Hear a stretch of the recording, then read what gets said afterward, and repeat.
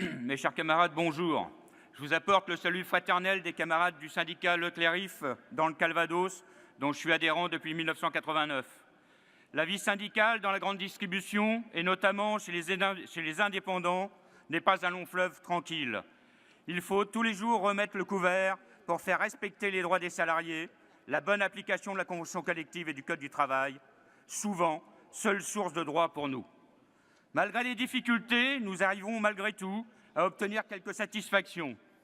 Comme l'an dernier, à l'occasion des NAO, une prime CICE, crédit d'impôt, de 150 € pour l'ensemble des salariés du magasin, quel que soit leur statut, CDD, temps partiel, etc.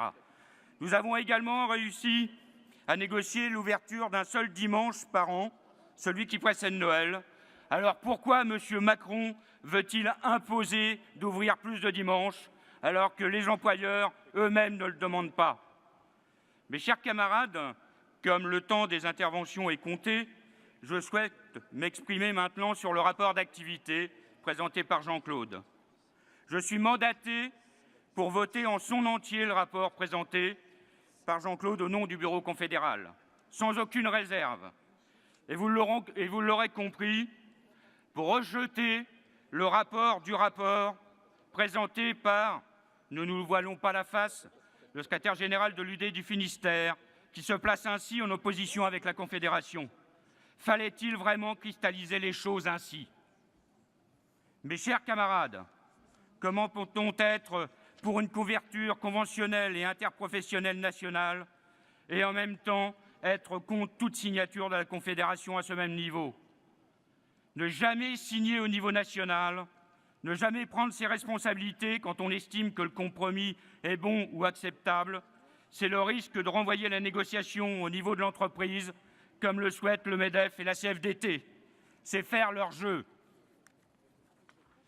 En signant des accords, la Confédération prend pleinement ses responsabilités. Elle sauvegarde le paritarisme et la négociation collective à laquelle nous sommes tous ici attachés. C'est cet attachement qu'elle a encore démontré lors des dernières négociations sur, et je mets des guillemets, le dialogue social. Tout au long des discussions, la délégation confédérale a rappelé ses revendications d'amélioration et d'augmentation des moyens des IRP, contre la déconstruction du droit actuel voulu par le patronat. Nous avons également présenté des propositions en vue notamment de doter l'ensemble des salariés dépourvus en fait ou en droit d'instances représentatives du personnel.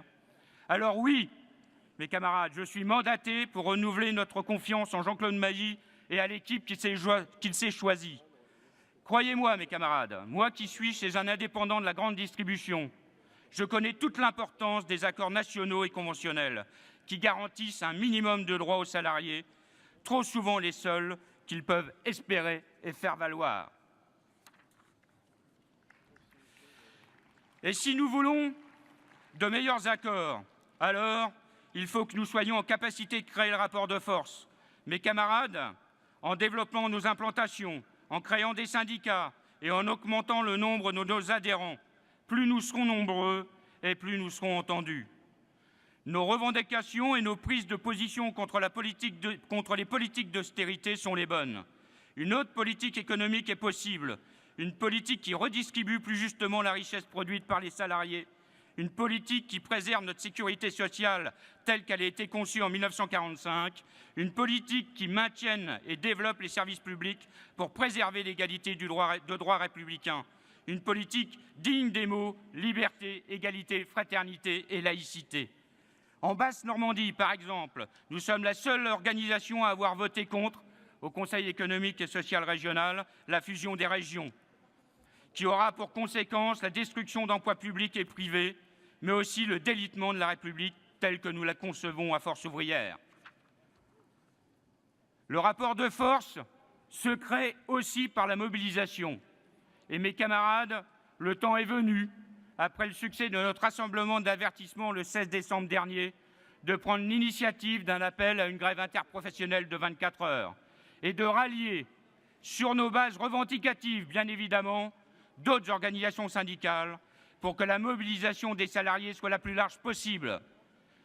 Comme l'a dit Jean-Claude, l'action est effectivement maintenant nécessaire. Alors mes camarades, je nous souhaite un beau et grand congrès, que nos débats soient à la hauteur des enjeux pour enfin en terminer avec l'austérité qui a appauvri les travailleurs de ce pays. Merci de m'avoir écouté. Vive la Confédération Générale du Travail Force Ouvrière. Vive le syndicalisme libre et indépendant.